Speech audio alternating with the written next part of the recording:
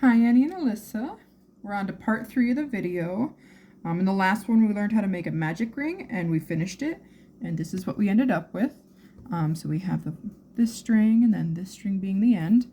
And so I wanted to teach you how I hold my yarn and how I keep my tension well first before we move on to the second part, because if we're looking at this pattern of the head, we did a magic ring with 6 single crochets, so I'll usually just check off as I go.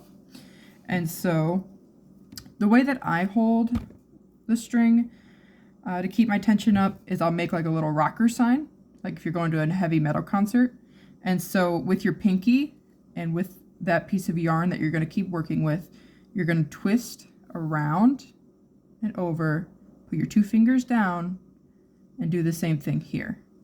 And so when you do that, it just makes it easier to pull. And so you keep that tension up. There's different ways to hold it, but that's the way I hold it.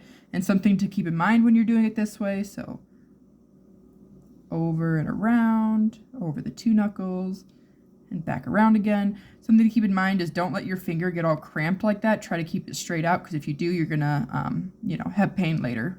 And so, yeah, that's how I hold it. So twist around, over, and then with my middle finger and my thumb, I'll hold the piece and then crochet like that. So finger out, that finger out. I have a bad habit of crunching it, but just like that.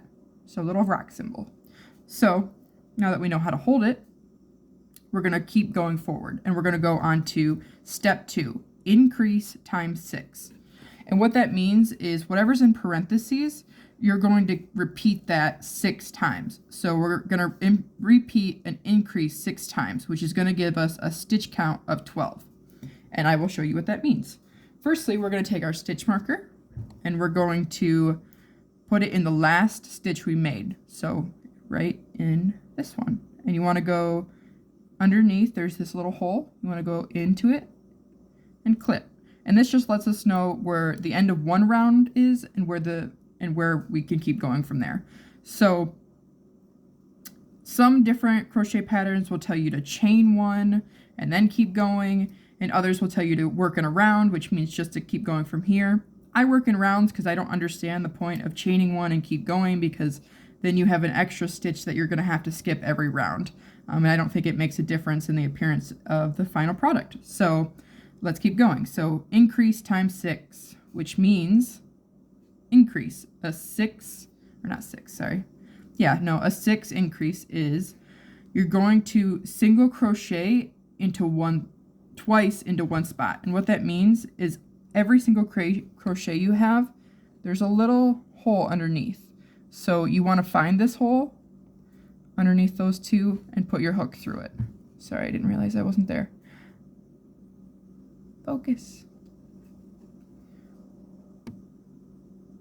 So right here, there's not a hole there. The first one you do is going to be pretty tight, especially if your tension is tight, but you put underneath those 2,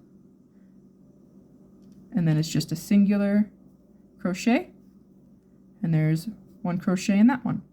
And then to make it an increase, you do it again in that exact same hole. So hopefully that makes sense. So we'll keep going. 1, 2.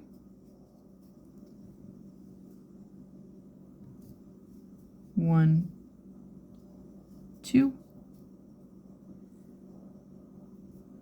1, 2. 1. Hi, Pecan. 2.